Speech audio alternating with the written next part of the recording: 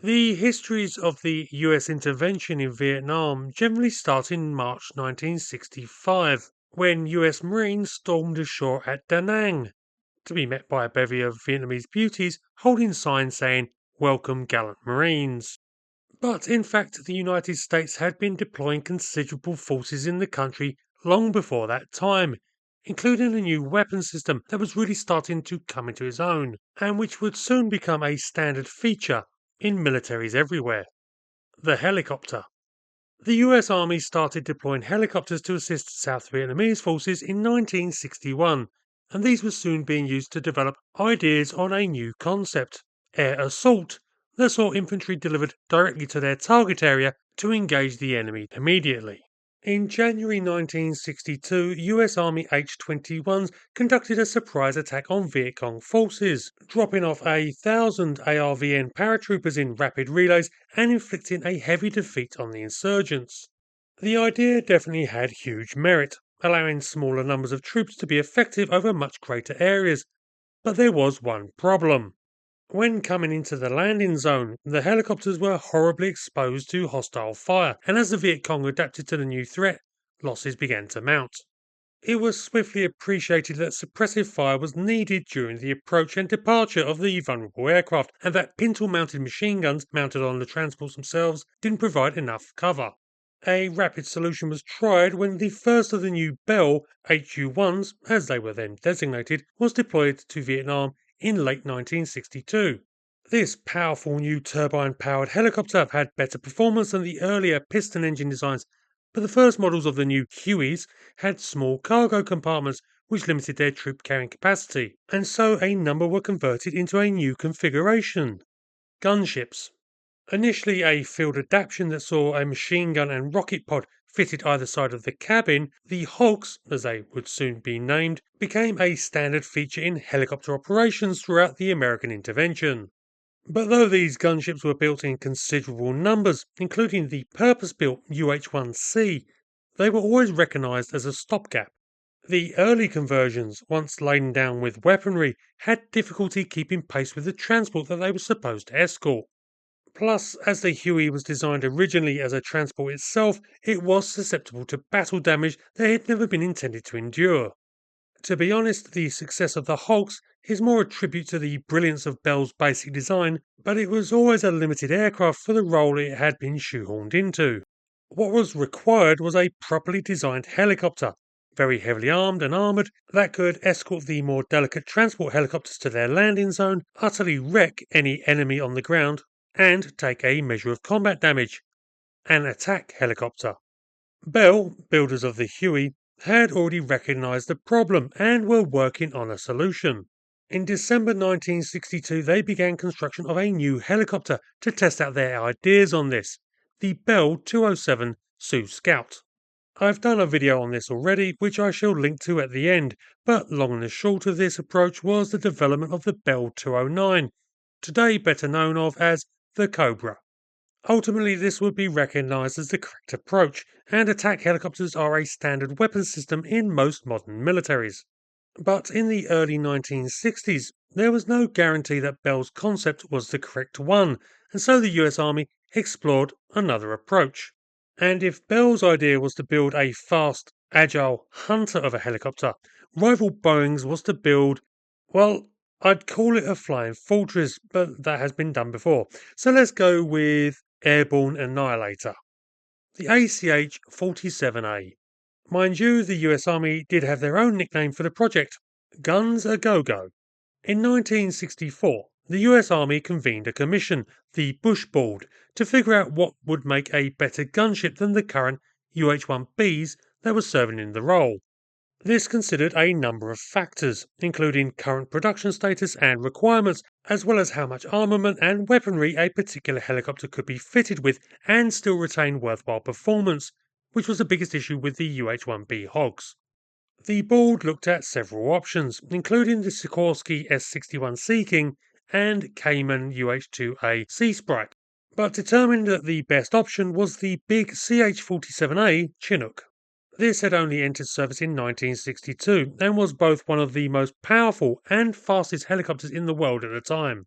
With its comparatively huge lifting capacity and spacious cargo area, the CH-47 could carry both a heavy weapon fit, armour, and multiple crew to provide covering fire in just about every direction.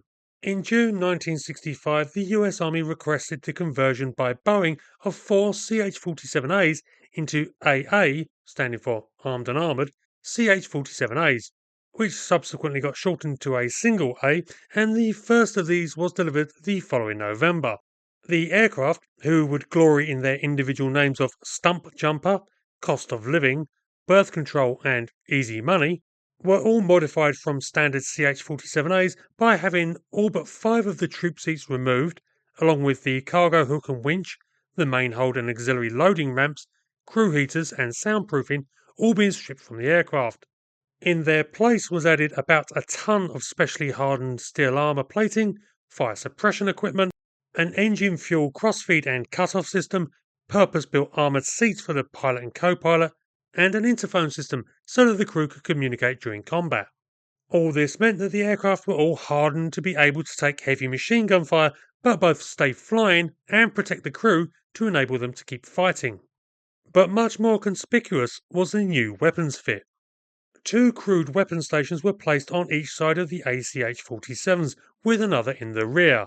These could be fitted with either an M60 7.62mm machine gun or, more commonly, a 50 caliber heavy machine gun. These allowed the new gunships to engage targets from all quarters, especially after they passed over the target zone after making their initial head-on attack. Because the real teeth of the guns a go-go were all intended to savage the enemy up front. A remotely controlled chin turret contained an automatic 40mm grenade launcher, while added stub wings on either side were equipped to carry a 20mm cannon and pods containing 19 70mm rockets. All of this added up to a considerable amount of firepower that the ACH-47s could deliver to target, following up with a thorough dosing of machine gun fire as the gunships passed overhead. Indeed, I called this type a flying fortress earlier, but it was more like a flying First World War tank, bristling with machine guns and anti-personnel weapons and resistant to return fire from standard infantry weapons. Army evaluations took place in March 1966, and with such positive assessments that 3 of the aircraft were delivered to Vietnam to begin combat testing that June. Unfortunately, one of the ACH-47's Stump Jumper was destroyed in an accident when it hit another Chinook while taxiing. As a result, the helicopter that had been left in the United States for weapon testing was also rushed to Vietnam for deployment. In December 1966, the 3 ACH-47s were designated as the 1st Aviation Detachment, provisional, and attached to the 1st Cavalry Division to support their airborne operations.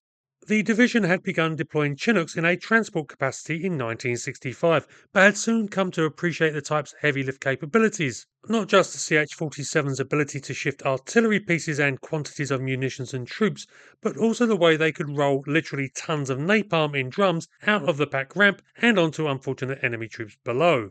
So they certainly seem to have taken to the ACH-47s, and the gunships were soon employed in supporting the 1st Cav's operations. However, such heavy use in combat inevitably led to losses. Cost of Living went down on 5th of May 1967 when it suffered a rather tragic system failure. While making a gun run in the vicinity of Bong Son, a location that the 1st Cav had been fighting in for months, the retention pins on one of the Cost of Living's 20mm cannons came loose, allowing the gun to swing upwards and shoot into the aircraft's front rotor, destroying it and causing the aircraft to crash in flames. The tragedy did not stop the operational tempo for the remaining 2 ACH-47s though.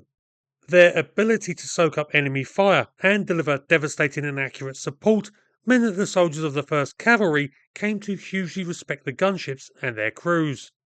And this really came to be demonstrated in the type's final mission, which took place on the 22nd of February 1968. On the 31st of January, as part of the Tet Offensive, Communist forces seized the city of Hue, digging in deeply and leading to a month of intensive street fighting as the US and their South Vietnamese allies fought to clear the city. While the Battle of Hue is most famously associated with the US Marine Corps, The 1st Cavalry was also committed to the fight, and with them the ACH-47s, which because of their ability to act almost like a flying tank stroke bunker, were especially valuable. In fact, because the weather was often bad during the battle, restricting air support by attack aircraft, the ACH-47s were often the most formidable air attack assets available in the efforts to retake Hue. On February 22nd, the ACH-47s were engaged in attacking communist positions on the edge of the city, when birth control came under heavy and sustained fire. The gunship had to make an emergency touchdown in a dry paddy field within rifle range of the citadel of the ancient city, an area that bristled with communist positions and anti-aircraft guns. Despite this, its partner aircraft, Easy Money, swung in under heavy fire, laying down its own return barrage and landing next to its stricken sister. The 7-man crew of birth control managed to scramble aboard, and Easy Money lifted off, taking more fire and, according to some sources, suffering several of its crew being wounded. Attempts began to mount a recovery effort for birth control, but the Viet Cong had other ideas, hitting the downed aircraft with mortar fire and destroying it. This left Easy Money as the final remaining ACH-47A, and as the operational doctrine had been for the guns-a-go-go gunships to always operate in pairs, this spelt the end for the type. No reported attempts to team the last ACH-47 up with other gunships seems to have been attempted, and Easy Money was sent to be converted back into a standard CH-47 for transport duties. Unfortunately, the extensive alterations that she had undergone made such a conversion far too impractical, and so she languished as a maintenance trainer at Boeing's facility in Vietnam. The end of the war saw her sent back to the US, where she carried on serving as a trainer, before in 2000 being restored back to her Vietnam configuration and being placed on display at the Redstone Arsenal in Alabama. The effectiveness of the ACH-47As does rather make one wonder why the program wasn't carried on, though the attempted reconversion of Easy Money gives the main clue. The US Army really needed as many Chinooks as it could get for transport duties to replace its far inferior predecessors. Which does seem a bit of a shame because, truth be told, the Guns-A-Go-Go gunships were tremendously successful despite their limited numbers. Individually, they carried as much ordnance as 3 of the UH-1 hogs, and had both far more ability to absorb punishment and to sustain combat operations because of the greater amounts of ammunition that the big aircraft could carry. Indeed, their formidable capabilities were recognised by General John Tolson, commander of the 1st Cavalry during their tenure with the division, and one of the key instigators of the whole air-mobile concept of warfare. He said of the ACH-47s that, though anything but graceful, it had a tremendous effect on the friendly troops which constantly asked for its support. From an infantryman's viewpoint, when the go-go bird came, the enemy disappeared. Not a bad tribute from a guy who literally helped write the book on air-mobile warfare operations. But with the heavy demands for transport Chinooks, plus the commissioning of more powerful aircraft gunships such as the AC-130, the ACH-47As, despite their obvious success, were passed over and became a rather intriguing footnote in the history of air-mobile warfare.